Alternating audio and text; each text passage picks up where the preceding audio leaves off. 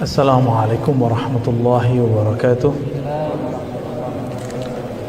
Alhamdulillahil wahidil ahad. Alhamdulillahilladzi hadana li hadza wa ma kunna linahtadiya lawla an hadana Allah. Asyhadu an la ilaha illallah. Asyhadu anna Muhammadan abduhu wa rasuluh. Allahumma salli wa sallim barik ala sayyidina Muhammad wa ala alihi wa ashabihi wa li baitihi wa dzurriyyatihi ajma'in. Amma ba'du. Yang sama-sama kita hormati para pengurus Cafe Rumi, ya, terutama sahabat saya Al Habib Muhsin yang tidak mau dikenal kehabibannya. Ya, ini antum kalau pakai gelar Habib ini pada sul adab semua nih. Taib. Di bulan lalu, benar Bib ya? Bulan lalu atau 2 bulan lalu? Bulan lalu saya menyampaikan tentang usulut thariqah an-Naqsyabandiyah, pokok-pokok ajaran dari thariqah Naqsyabandiyah, ya. Selama ini kita bertarekat, sebenarnya usulnya udah dapat belum? Atau jangan-jangan kita cuma dapat wirid tapi nggak tahu usulnya. Kalau nggak punya usul itu bahasa Arab artinya aslun, pokok. Jadi pondasinya kira-kira begitu. Kalau pondasi ini nggak dibangun, maka tidak ada namanya bangunan thariqah, nggak akan terwujud. Maka ini wajib dipelajari dan wajib diamalkan. Sebelumnya mari kita kirim dulu Al-Fatihah untuk baginda Nabi Muhammad SAW kepada silsilah sadah thariqah Naqsyabandiyah Sayyidi Syekh Muhammad Bahauddin Asy'ah Naqsyaband, dan kepada semua murid-murid beliau, pengikut-pengikut beliau, Al-Mujaddid Sidi Syekh Ahmad Sirhindi, yang karena beliau disebut Naqsyabandiyah itu Al-Mujaddidi, dan kemudian diteruskan oleh murid dari murid-muridnya Syekh Muzhar Janjani, yang kemudian disebut dengan istilah Muzhariyah, ya. Lalu bercabang kepada Syekh Abdullah, Syekh Tajuddin. Dari Syekh Tajuddin ini berkembang cuma yang kita tahu sekarang dengan thariqah Naqsyabandiyah Muzhariyah. Saya lihat di beberapa wilayah di Jawa Timur ada yang mengamalkannya, ya. Zikirnya sama, cuma kaifiatnya berbeda. Dari jalur Said Abdullah, ya, nanti berkembanglah kepada Maulana Khalid. Dari Maulana Khalid nanti pecah menjadi banyak cabang. Pecahnya bukan pecah berselisih, tapi berkembang banyak. Maulana Al-Imam Khalid Al-Baghdadi, beliau ini punya 5 thariqah. Maka semua Naqsyabandiyah Khalidiyah disebut dengan Qadiri, Kubrawi, Khisti, Suhrawardi, dan lainnya. Dari beliaulah kemudian ada cabang Abdullah Afandi di Mekah, ada cabang Syekh Ismail An-Narani. Seingat saya Said Syekh Abdullah Faiz Ad-Daghestani jalurnya jalur ini, jalur Syekh Ismail, ya. Benar ya, Syekh Ismail, ya. Berarti Naqsyabandiyah Haqqani itu juga Khalidi, ya. Tapi kemudian sudah ada revisi tambahan-tambahan, ya. Dan itu pas kita cek intinya masih sama. Bedanya kalau yang jalur Makkah tadi itu tidak ada darwis dengan tari wirling, itu nggak ada, bahkan dilarang keras. Jadi jalur Naqsyabandi Mekah itu yang turun ke Sumatera, kebanyakan di Sumatera itu Khalidiyah. Makanya kalau terjadi sedikit konflik antara Naqsyabandiyah Haqqani dengan Khalidiyah di Sumatera, mohon dimaklumi. Gak hanya di Sumatera, di Libanon itu dianggap sesat. Ada namanya Syekh Abdullah Harari, dia mengatakan Naqsyabandiyah Haqqani itu sesat. Fatwa itu dibawa ke Malaysia oleh teman-teman di Malaysia, dijadikan standar fatwa. Akhirnya sekarang di Malaysia sahabat-sahabat kita menggunakan fatwa itu, ya. Ya semoga nanti itu direvisi, ya. Kenapa? Karena semua Naqsyabandi Sunni. Jadi salah satu asas thariqah Naqsyabandi ayya'taqida aqidat ahli sunnah wal jamaah, ya, berkeyakinan akidah Ahlussunnah wal. Yang kedua, asas Naqsyabandi mesti bermazhab. Coba antum lihat, Syekh Abdullah Faiz bermazhab enggak? Mazhabnya apa? Syafi'i mazhabnya. Turun ke Syekh Nazim jadi apa? Beliau Hanafi. Berarti orang thariqat tuh enggak ada paksaan bermazhab. Beda sama kelompok sebelah, ya. Dipaksa-paksa kita anti mazhab. Ini udah thariqatnya sama, ternyata mazhab fikihnya beda, dan itu enggak ada masalah. Nyampe ke Indonesia, antum enggak usah berubah jadi mazhab Hanafi. Walaupun namanya Said Hanafi, ya, nama ruhnya. Nama ruh antum Said Hanafi, ya.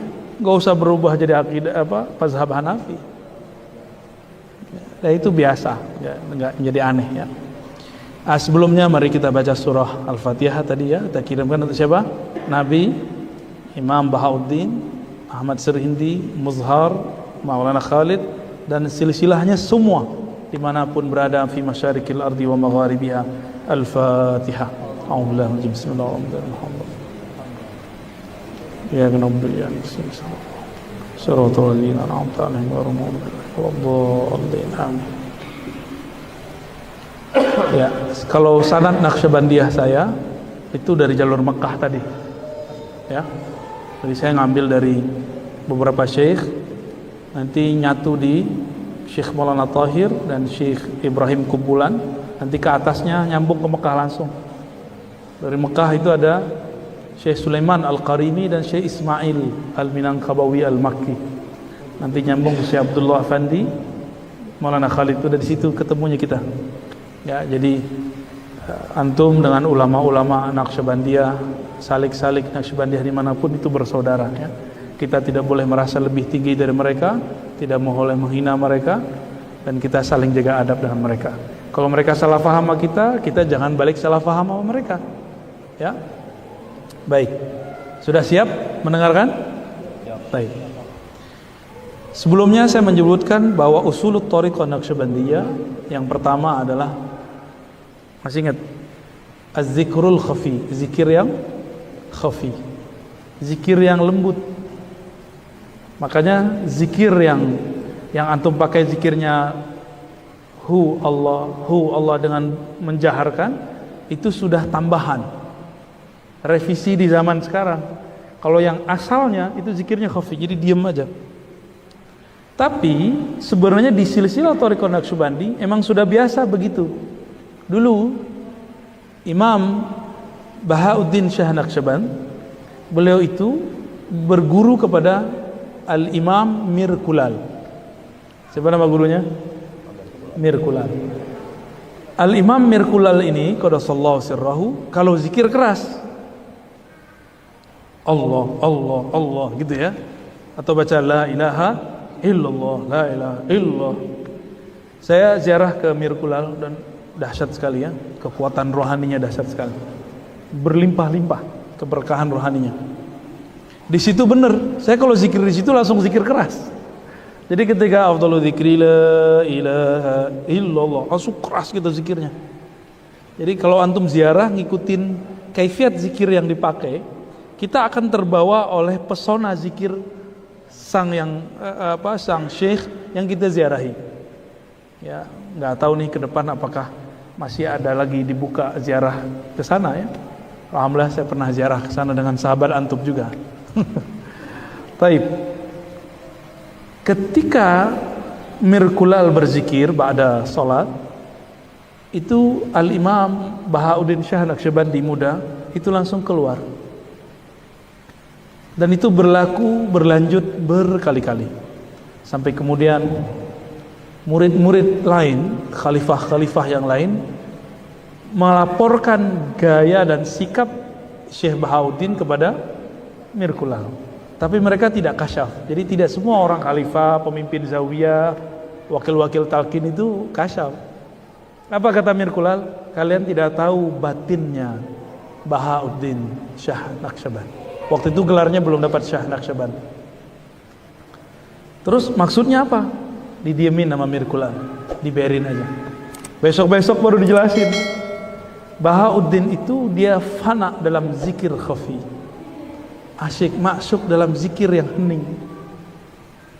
Itu makomnya Al-Imam Bahauddin Syah Naqsyabandi. Maka beliau kalau zikir itu mata dipejam, lidah dikunci, badan dilemesin, baru baca Allah di kolbunya pelan, begitulah terus. Ya, dalam pelannya itu belum mendapatkan ma'rifat. Berarti sebelum beliau mirakulal zikirnya keras ya? Ya, keras ya. Sampai ke atas tuh, sampai ke Syekh Abdul Khaliq Al-Ghujdawani yang semasa dengan Syekh Abdul Qadir Jilani. Jadi jika ada Syekh Abdul Qadir Jilani di Baghdad, maka di daerah Bukhara itu Syekh Abdul Khaliq Al-Ghujdawani. Mereka berguru pada guru yang sama. Salah satu guru mereka namanya Yusuf Al-Hamadani. Yusuf Al-Hamadani ini yang mengajarkan zikir Allah di kalbu. Ya. Itulah sejarahnya kenapa zikir Ismul Jalalah namanya. Kalau mereka zikir nggak perlu pakai angka. Ya, bebas karena mereka zikir fokus. Ketika ini dikurikulumkan jadi satu khalwat, jadi satu mujahadah, maka perlu dosis. Namanya latihan. Orang fitness saja ada latihan dan ada angka-angkanya. Apalagi latihan kolbu. Maka ada latihannya 40, 70, 100, 500, 1000, 2500, 5000, 11000, 70000. Itu angka-angka itu nggak penting sebenarnya. Yang penting itu adalah keseriusan si murid. Tapi orang di luar yang anti tasawuf mengambil bagian ini untuk menghajar tasawuf. Ya kita sih ketawa aja, senyum-senyum aja. Baik. Jadi yang pertama apa? Zikir khafi. Jadi antum harus dapat talqin zikir khafinya. Jangan hanya dapat talqin zikir jaharnya. Ya. Itu sudah wajib untuk untuk salik seorang murid Naqsyabandiyah. Ya. Yang kedua, at-taubah. Tobat. Ternyata tobat itu awal dari semua makom. Ya. Innallaha yuhibbut tawwabin. Allah cinta kepada orang yang tobat. Jadi salah satu dari suluknya Thariqah Naqsyabandiyah adalah suluk istighfar. Kami dulu ditalkinkan istighfar itu, cara beristighfar yang benar. Ya. Ada istighfar zahir, istighfar batin, dan itu dibimbing satu persatu. Dan itu nikmatnya bukan main. Kita merontokkan noda-noda yang ada dalam diri, meminta kepada Allah supaya menghapus semua itu. Itu at-taubah. Dalam sebuah kalam yang diriwayatkan oleh Imam Al-Qushairi, beliau menyebutkan bahwa ada seorang syekh ditanya muridnya, "Wahai tuan syekh, apa pandangan engkau? Duluan manakah zikir atau taubat?" Duluan mana? Taubat ya? Coba kita lihat jawaban beliau. Beliau jawabnya pakai majazi. Apabila baju kita kotor, kita cuci dulu atau kita pakai? Jawabannya apa? Cuci dulu. Ya, kalau kita mau memakai pakaian zikir, pakaiannya dibersihkan dulu, karena mungkin ada kotoran di situ. Maka taubat ini dibagi 3. Taubat zahir, dosa fisik. Jadi kalau antum mau zikir, istighfar kan mata, telinga, semua anggota tubuh. Terus pindah ke kolbu, istighfar penyakit-penyakit hati, iri, dengki. Ini mohon maaf ya, antara thariqah dengan thariqah ada yang iri kan? Berarti kolbunya belum istighfar. Antara zawiyah sama zawiyah masih ada berebutan murid, ya salam. Ngapain antum rebutan murid? Murid itu jodoh, nggak bisa diapa-apain. Tugas kita cuma dakwah, tugas kita cuma irsyad. Kita nggak perlu ente murid aneh nggak boleh ke sono, nggak bisa begitu. Ya, dia hamba Allah, dia punya yang berhak ngatur dia cuma Allah. Ya, jadi nggak usah berebut. Terus apa lagi? Cemburu-cemburu nggak usah, ya, nggak usah cemburu-cemburu. Itu hak Allah semua. Taib. Jadi apa yang kedua? Taubat qalbiyah. Ada yang ketiga. Tobat apa nih? Tobat maqasid. Tobat maksud. Makanya setiap zikir dibaca ilahi anta maksudi. Barangkali ada niat bertorikot supaya sakti, bertorikot supaya nyampe ke makom mana gitu. Ya, emang kalau nggak dapat makom nggak mau bertorikot. Emang kalau nggak kasyaf nggak mau zikir. Emang kalau nggak dikasih kesempatan memimpin zawiyah nggak mau lagi zikir sama kita, nggak mau lagi khatam khojakan sama kita, ya nggak mau lagi sholawat sama kita, ya berarti masih ada udang di balik tasbih. Bisa jadi kan begitu. Maka teman-teman ikhwah thariqah apa saja, mulai setiap zikir baca ilahi anta maksudi, ya Allah tolong luruskan niatku dari selainmu hanya kepadamu. Waridho kama tulubi, hanya ridhomu yang kami cari. Mau zikir enak nggak enak, yang penting zikir. Mau kasyaf nggak kasyaf, yang penting zikir. Ya, nggak penting kasyaf alam gaib, yang penting kasyaf aurat. Kita punya aib kita Allah bukakan terhadap diri kita sendiri, lalu kita melihat aib, itu adalah kasyaf yang sangat tinggi. Karena saya sudah banyak sekali melihat dari dulu, dari kecil saya berthariqah, inilah yang membuat gugur seorang calon wali jadi wali Allah. Apa itu? Godaan kasyful ghuyub, kasyful ghaib. Kasyaf melihat yang gaib-gaib. Emang asik ngelihat yang gaib-gaib itu. Ntar ngelihat ada cahaya, tuh wah asik banget itu. Melihat ada tulisan di jidat, ada nur keluar dari dada, asik itu. Dari kecil calon-calon wali-wali ini gagal jadi wali karena persoalan ini. Dari dulu, ya, ini bukan persoalan baru. Apalagi antum sudah mulai memakai zikir untuk baca-baca orang. Waduh, ya Allah, ya. Di Quran itu wa fi anfusikum afala tubsirun, surat Zariyat. Di dalam dirimu apakah engkau tidak memandang? Jangan pandang orang, pandang dirimu. Kalau alam semesta kita lewat, kita jalani, kita pandang, ya, safar, ya, siru fil ard, bersafarlah, berjalan di muka bumi. Tapi itu jalan loh artinya. Siroh, lewatilah bumi. Berarti nggak boleh mampir lama-lama. Ya, siru fil ard itu makna lainnya apa? Jika engkau melihat taman-taman kasyaf, jika engkau melihat titik-titik kasyaf, lewatin. Siru fil ard, lewatin aja. Siru artinya lewat, jalan, jangan asik di situ. Ya, harus terus naik. Karena maqamat yang Allah berikan itu tiada batasnya. Ya. Di makom taubah itu ada 1000 makom, bayangin. Di makom taubah ada 1000 makom. Di makom zikir ada 1000 makom. Di setiap makom ada lagi makom. Gak ada ujungnya. Antum sekarang zikir enak, itu ahwal namanya, hal. Setiap makom ada halnya. Zikir yang sama, beda waktunya, beda halnya. Jangankan itu, Allah itu maha kaya. Di detik yang sama, jam yang sama, malam yang sama, zikirnya sama-sama khojakan, zikirnya sama-sama zikirnya sama-sama Allah, zikirnya sama-sama la ilaha illallah. Masing-masing kita rasanya beda. Kenapa? Karena Allah maha kaya. Jadi jangan kemudian memandang Allah ini pelit. Enggak ada. Saya harus bisa zikirnya cuma malam hari.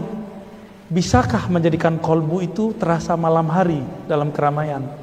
Terasa malam hari di siang hari, terasa sendiri tapi kita sedang beramai. Itulah ajaran Sidi Syekh Muhammad Bahauddin Shah Naqsyabandi. Apa kata beliau?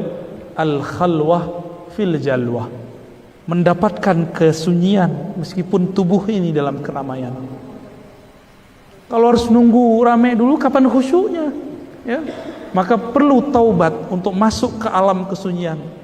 Jadi ini kata kunci untuk masuk ke alam kesunyian dalam diri itu adalah taubat. Nantilah kalau ada waktu saya talkinkan taubat yang masuk ke alam sunyi itu. Ya, tapi nggak pakai kamera lagi, Dok. Itu khusus buat antum lah nanti ya. Lalu yang ketiga, usulut thariqah. Usulut thariq, pokok ajaran dari thariqah Naqsyabandiyah adalah al-muraqabah. Apa arti muraqabah? Muraqabah itu mengintai hati kepada Allah. Allah yang dipandang fisik kita atau kalbu kita. Ada sebuah hadis riwayat Imam Bukhari, Pak Muslim ya, Muslim. Innallaha la yanzuru ila ajsamikum wala ila suwarikum. Allah tidak pandang ke jisimmu, fisikmu. Tidak pula kepada rupamu, penampilanmu. Tapi yang Allah pandang yanzuru ila qulubikum. Allah pandang kalbu. Bagaimana cara menghadirkan rasa dipandang oleh Allah? Ya masukkan dulu namanya supaya Allah memperhatikan kita. Jadi supaya muraqabah ini muncul, suntikkan namanya banyak-banyak. Kalau sudah banyak tuh nama Allah masuk ke dalam kalbu, Allah akan tambah banyak melirik ke situ. Sebenarnya setiap saat Allah melirik, cuma ada dua lirikan, nazratul rahmah, pandangan sayang, ada nazratul ghadab, nazratul i'rad. Allah memandang tapi memalingkan, Allah memandang tapi tidak ridha. Ghadab itu, pilih mana? Coba ini, ibu-ibu, akhwat ini, mbak-mbak ini, kalau melihat di hati pasangannya ada perempuan selain istri, memandang di suaminya ada nama selain dirinya, ridho nggak? Cemburu nggak? Cemburu. Nggak terima lah, kecuali sudah sepakat menerima poligami. Ya, tetap aja coba tanya semua orang bilang ya kamu kawin lagi, tetap aja dia cemburu, pasti cemburu. Sayyidah Aisyah orang yang paling kuat menahan cemburu, itu paling pencemburu. Yang namanya Aisyah tuh cemburunya bude itu.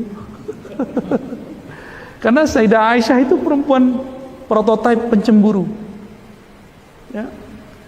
Ya cemburu berarti Nabi itu masih mengalami pengalaman manusia biasa dalam menikah. Yang tahu itu cuma yang poligami, kita nggak tahu, Dok. Kita kan masih muwahhidun, Dok. Ya. Baik.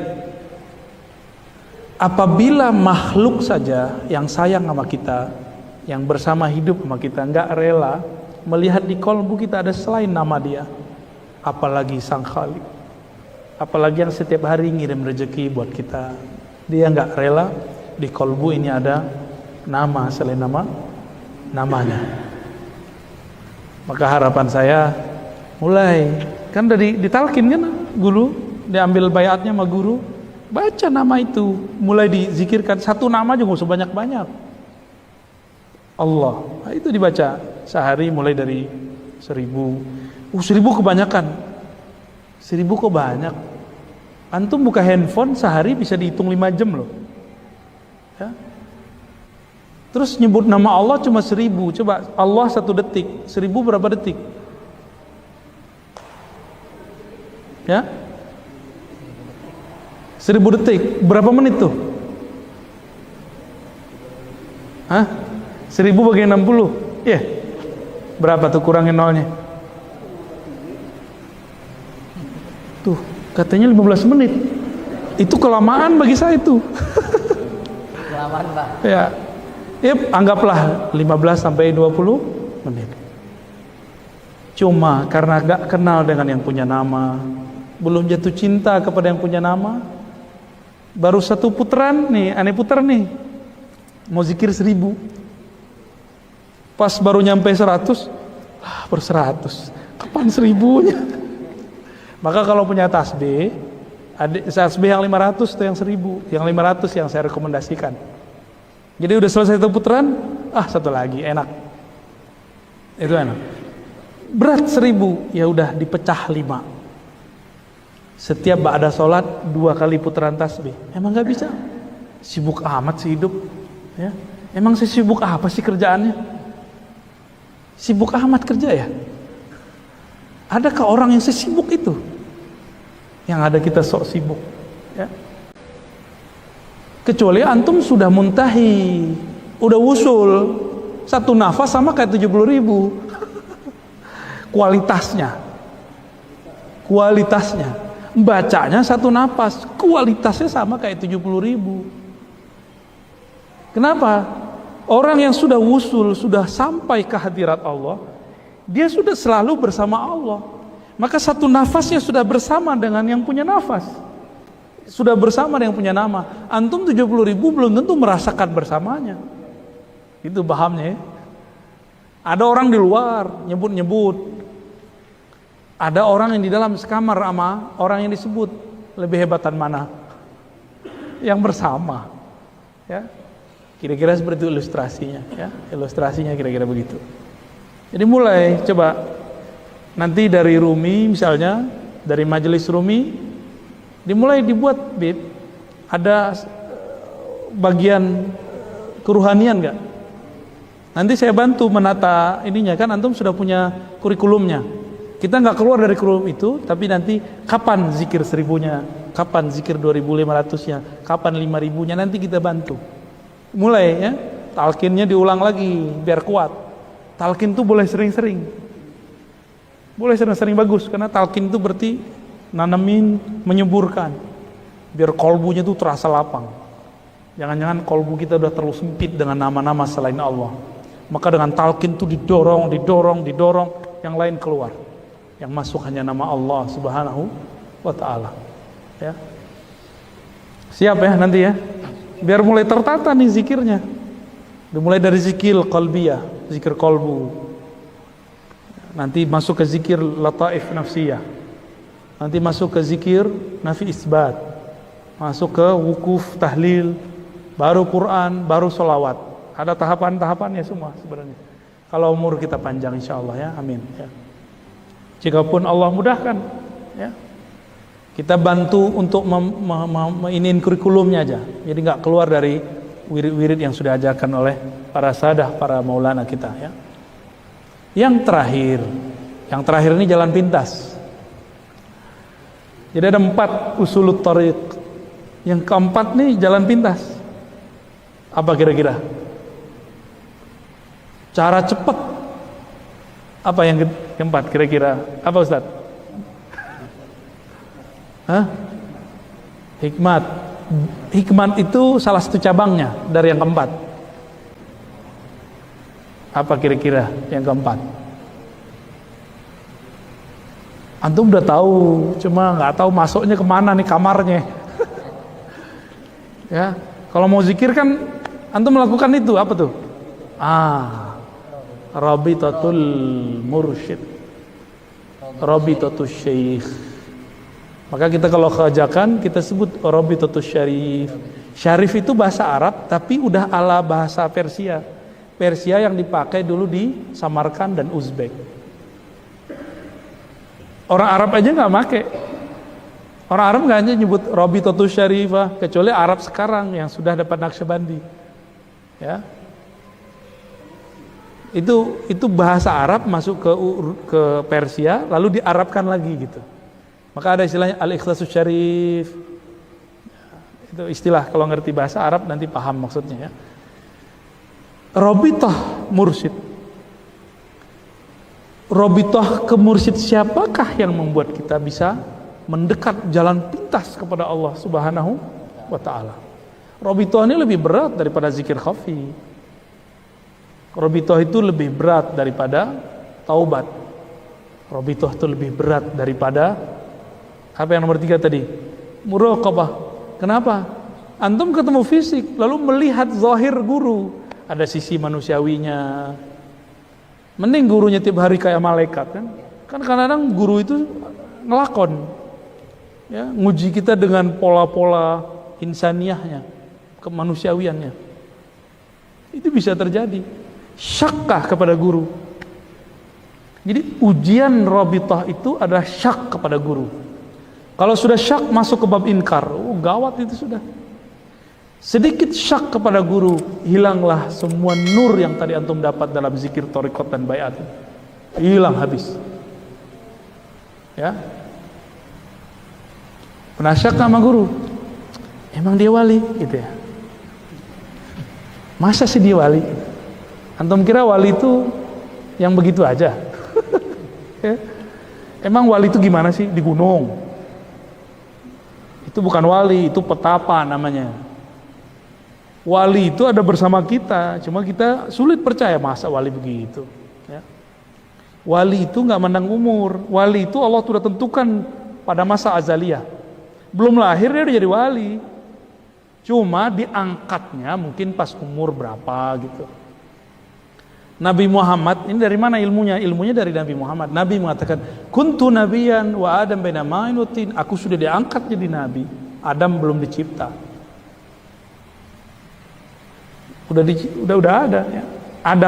Adam belum ada, nabi sudah jadi nabi. Apa itu namanya? Nabiullah Ahmad. Namanya Ahmad. Tetesan-tetesan nur Muhammad itu yang jadi nabi, itu yang jadi wali. Berarti sebelum dia lahir nurnya udah wali kan? Udah wali dia. Maka kayak Fudail bin Iyad itu kan orang yang suka ini loh. Kalau ada orang lewat terus dia ambil barangnya, itu namanya apa? Apa namanya? Perampok. Ya, perampok. Itu Fudail bin Iyad. Tapi chip dalamnya itu wali. Walaupun dia sejahat itu, tapi Allah takdirkan di alam azaliyah, di masa azaliyah, ya, kalau nggak disebut alam, di masa pra alam semesta, maka dia tetap aja jadi wali. Fudail bin Iyad. Kalau di kita siapa? Sunan Kalijaga sama itu pewarisnya. Kan Nabi mau respor wali, wali mau respor wali. Begitulah sampai kiamat. Sampai kiamat begitu. Ada orang ahli ibadah ratusan tahun, tapi akhirnya jadi wali setan. Siapa? Barsisa. Jadi jangan ketipu sama orang banyak wirid. Jangan meremehkan orang banyak maksiat. Siapa tahu mereka berubah dalam satu saat. Siapa tahu ahli wirid ini merasa bangga dengan wiridnya, ya sudah. Wirid syaitani namanya. Setan tuh nyebut nama Allah juga. Kan kita sudah bahas bahwa iblis itu ketika berdoa dia membaca ya Rabbi. Ketika dia bersumpah bertawassul dengan sifat Allah, bi'izzatika. Maka Imam Tabari mengatakan nur malaikat itu nur rahmah. Sedangkan nar iblis itu disebut narul izzah. Disebut juga nurul izzah, yang ini narul, ya, satu api itu jadi iblis, satu cahaya. Lalu bagaimana caranya Rabitatus Syekh? Jangan dipandang guru itu binnya bin siapa. Yang dipandang dia muridnya siapa. Itu satu. Kalau muridnya siapa, berarti nyambung nggak sanadnya kepada Rasulullah SAW. Maka kalau memandang Syekh Mursyid, yang kita pandang dia adalah naibnya Rasulullah SAW. Dia adalah wakilnya Nabi Muhammad dalam mengajarkan zikir. Itu yang disebut Rabitatus Syarifah, Rabitatul Mursyid. Kalau antum merasa dilihat terus sama Nabi dengan cara teringat pandangan guru, berani nggak su'ul adab? Berani nggak maksiat? Nggak berani. Kita kayak diperhatiin terus. Contohnya gini, waktu dulu jatuh cinta di kelas, kita senang sama orang yang di sana, yang di ujung kelas. Kalau jalan kayak diperhatiin, berani nggak berbuat sesuatu yang bikin jatuh cara pandangnya kita? Nggak berani. Itu baru pandang makhluk. Gimana mau dipandang Khalik? Makanya Allah itu dalam riwayat Israiliyat yang berasal dari Sayyidina Isa, Allah mengatakan kepada hamba saat hamba masuk dalam kubur. Apa kata Allah? Wahai hambaku, taharta manzaran nas ilaih. Engkau membersihkan tempat objek makhluk memandangmu, yaitu fisik. Ini tiap hari ini bersihin muka kan? bersihin badan, nyitra baju, bajunya dipakai yang disetrika, kalau nggak mau. Antum disetrika nggak tadi? Enggak, tetap 16. Perlu dibedak. Dok, ente pakai bedak nggak, Dok? Pakai. Dulu pakai ya. Kalau yang mbak-mbak biasa, kalau pakai bedak kita maklum. Apa? Skincare. Ada Zea ya? Zea. Ente pakai bedak nggak Zea? Oh, enggak ya? Oh, dia udah putih, dia nggak perlu pakai bedak. Kita biar kelihatan menarik, kita punya jerawat nih, kita tutupin pakai bedak. Benar nggak? Apa kata Allah? Engkau bersihkan fisikmu yang dipandang oleh makhluk, tapi engkau lupa membersihkan kolbumu yang mana aku memandang ke dalamnya. Menjerit itu ruh. Menjerit ruh kalau ditanyain begitu. Mumpung itu belum terjadi, sekarang sering-sering bersihin kolbu dengan zikrullah, dengan taubat kepada Allah. Lalu yang paling gampang apa? Ujian ketika robitoh, menghilangkan syak. Nah, robitoh kepada guru yang paling gampang khidmat. Khidmat kepada fisiknya, oh paling berat itu. Berat sekali. Antum menyaksikan sisi manusiawinya. Kuat gak? Bahwa guru kita ini manusia biasa, tapi batinnya yang luar biasa. Bisa gak nerima dia biasa? Kalau gak siap, istikharah lagi, berhenti suhbat, berhenti khidmah. Suhbatnya jangan berhenti, khidmatnya ya. Khidmahnya berhenti dulu. Kita khidmah dengan cara yang lain. Apa modal dari khidmat? Modalnya tasdik, membenarkan guru. Karena kita yang kita pandang dia pewaris Rasulullah Sallallahu Alaihi Wasallam. Ya, nah, bisa nggak begitu? Kalau bisa begitu, baru benar robitohnya, ya. Baru benar robitohnya. Ya. Tapi ada cara yang lain. Robitoh itu kan intinya tadi ke siapa? Guru, dari gurunya terus sampai ke Nabi. Berarti inti robitoh ke siapa? Rasulullah Sallallahu Alaihi Wasallam. Cuma sayangnya kalau belum pernah mimpi ketemu Nabi, belum pernah dikasih kasyaf, muraqabah, ru'yatun Nabi atau muraqabatun Nabi. Ada satu hal yang nggak ditulis di kitab, yaitu muraqabatun Nabi. Nggak ada di kitab, Pak. Muraqabah, merasa dipandang atau memandang Nabi. Itu ada, ya. Inilah yang disebut oleh Nabi Shallallahu Alaihi Wasallam, ya. Memandang Nabi, ingat siapa? Allah. Nabi ditanya, ini dalil robitoh, hadisnya sahih. Man awliyaullah, siapakah wali Allah wahai Rasulullah? Siapakah kasih Allah? Ya? Apa jawaban Nabi? Man idza ra'aitahu, man idza ru'u dzukirullah. Orang yang jika mereka dipandang, dilihat, diingat, divisualkan, membuat ingatanmu, pandanganmu tembus mengingat Allah Subhanahu wa ta'ala. Nah, itu dalil robitoh. Jadi kenapa perlu robitoh? Karena itulah cara cepat untuk mengingat Allah Subhanahu wa ta'ala. Jadi tidak benar tuduhan orang di luar bahwa para salikin, orang-orang tarekat khususnya Naqsyabandiyah mengingat guru dalam zikir. Enggak. Mereka sebelum zikir ingat guru, benar. Karena zikirnya dari guru. Jadi cara paling gampang biar zikirnya lancar, ingatlah guru. Masalahnya guru antum kan jauh, ya. Tapi ruhnya kan dekat sebenarnya. Jadi teman-teman yang makan Allah, ini 4. Coba dihafalkan. 1, zikir khafi. 2, taubah. Taubat zahir dan batin. Yang ketiga apa taubatnya? Taubat maqasidi, taubat maksud. Yang ketiga, muraqabah. Yang keempat, rabitatul syekh, rabitatul mursyid, rabitah kepada guru mursyid, ya. Dan ini jadi usulut thariq. Siapa yang tidak mempunyai 4 ini, ibarat rumah gampang roboh karena pondasinya nggak ada. Ya, kenapa orang linglung bertorikot? Kenapa gampang ganti torikot?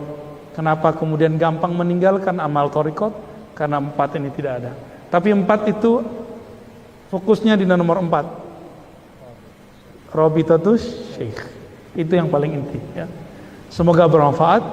Ya, mohon izin saya nggak bisa ikut zikir karena saya dari siang tadi. Antum belum nyampe sini, aneh udah nyampe sini. Dikerjain sama Habib Musin. Semoga zikirnya berkah. Ya. Semoga zikirnya tetap rutin. Siapapun yang memimpin zikir jangan pandang zahirnya, pandang yang menggerakkan dia, pandang yang berjasa kepadanya, yaitu guru kita dari Nabi SAW, Nabi Muhammad dari Allah Subhanahu wa Ta'ala. Untuk para sadah silsilah kita, mari kita kirimkan Al-Fatihah. Alhamdulillah, bismillah. Ya,